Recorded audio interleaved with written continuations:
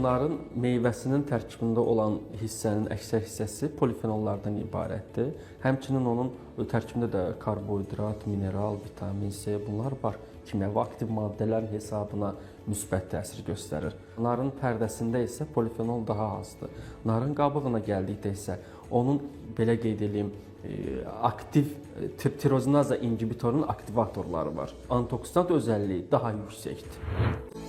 Narın yaxşı xüsusiyyətlərindən biri odur ki, şəkərin miqdarına yüksək dərəcə təsir göstərmədiyinə görə digər meyvələr içərisində bir 5 addım öndə sayılır ki, onu şəkər xəstələrdə istifadə edə bilərlər. Narın şəkərsiz şəkildə bəhməz formasında hazırlanması daxilə şəkərli xəstələr üçün də istifadə oluna bilər.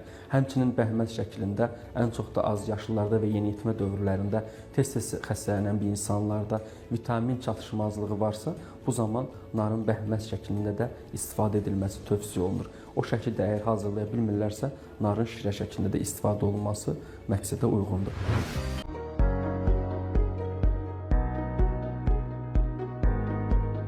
Polifenollar və askorbin turşusu hesabına həm immunitetinizi artıracaq, həm metabolizminizi sürətləndirəcək. Bir də narın ən yaxşı xüsusiyyəti odur ki, nə qədər istifadə etsən də kilo almırsan. Çəkini artdırmağa kömək edər, nəinki kilo almağa. Ona görə insulin rezidentliyinə əziyyət çəkən insanlar belə nardan istifadə edə bilərlər. Necə ki, şəkərli diabetli xəstələrdir. Tədqiqatlara görə nar suyu beyindəki yaddaş funksiyasını aktivləşdirir. Həmçinin narın tərkibindəki təbii şəkər və vitaminlər orqanizmi daha canlı saxlayır. Nar antioksidantlarla zəngin olduğu üçün bəzi növ xərçəng hüceyrələrinin inkişafını ləngidir. Toxumunun yağının istifadəsinin prostat vəzinin proliferasiyası zamanı, yəni xərçəngönü mərhələsindəki zamanda necə istifadə etmək olar? Hətta onu araşdıra biliblər. Amma narın toxumunun daha çox özəlliyi, əsas insanlar qırmızı rəngdədir deyə düşünürlər ki, bunu içərək qanımı artıracaq. O sadəcə olaraq rəng göstəricisini artıra bilir. Çünki bizim ümumi qan analizində 19 və 24 parametri var ki, o parametrlərin hamısı hemoqlobini göstərmir ki, müxtəlif dərəcələr var. Orada hemoqlobin deyil, onun xromluq dərəcəsini, yəni hipoxrom anemiyalar da varsa, məsələn, deyə bilərəm, talassemiya minor ola bilər və yaxud da B6 vitamini çatışmazlığı ola bilər, qurğuşun intoksikasiyonu ola bilər. Həmin zaman narın meyvəsini istifadə edə bilərlər, amma rəng göstəricisinin miqdarını artıracaq. Amma nar özü birbaşa dəmir verəsi bir təbii qida deyil.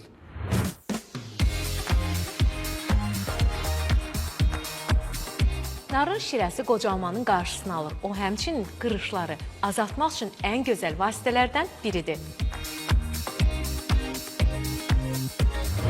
Şirəsinə gəldikdə isə 60 kiloqramlıq bir insan üçün 100-150 milliqram hissəni keçməlidir. Stakan yarısı qədər deyək, məsələn, böyük stakanda və yaxud da armud stakandan biraz daha çox. 80 kiloqramlı insanlar üçün isə 200 milli və 220 milli şəkildə istifadə etmək olar.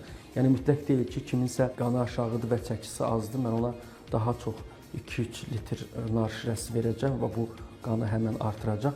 Belə bir araşdırma təsdiq olunmayıb. Bir amma plasebo effekti var ki, həqiqətən də kimsə qanı aşağıdırsa və tez-tez xəstələnirsə, narın bir neçə dəfə yedikdən sonra özünün əhvalını yaxşı hiss eləyə bilir və özünün beyninə ötürə bilir ki, bu narı yediyim, getdi birbaşa mənim qanımı artırdı və mən daha güclü olacağam. Təbii ki, nar yeyən insan güclü olar.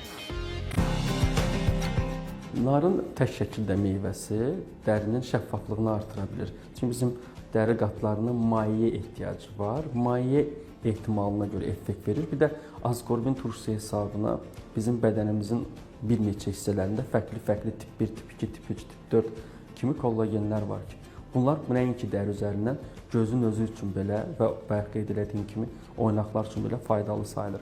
Həmçinin narın yağını bir sıra başqa məhsullarla birlikdə qarışdırıb tez-tez yaranan dəri səpkilərinin üzərinə damla şəklində istifadə olunub və 2 saat qalmaq şərtilə silinir.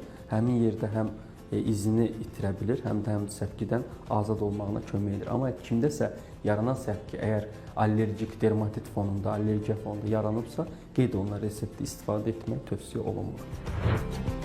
Narın tərkibindəki xüsusi polifenollar beyindəki hüceyrələri oksidləşmədən qoruyur. Araşdırmalar göstərir ki, nar suyu Alzheimer və yaddaş itkisi riskini azaldır. Narın meyvəsini istifadə olunan zaman defisit olan vitaminlərin sorulmasına kömək edə bilər.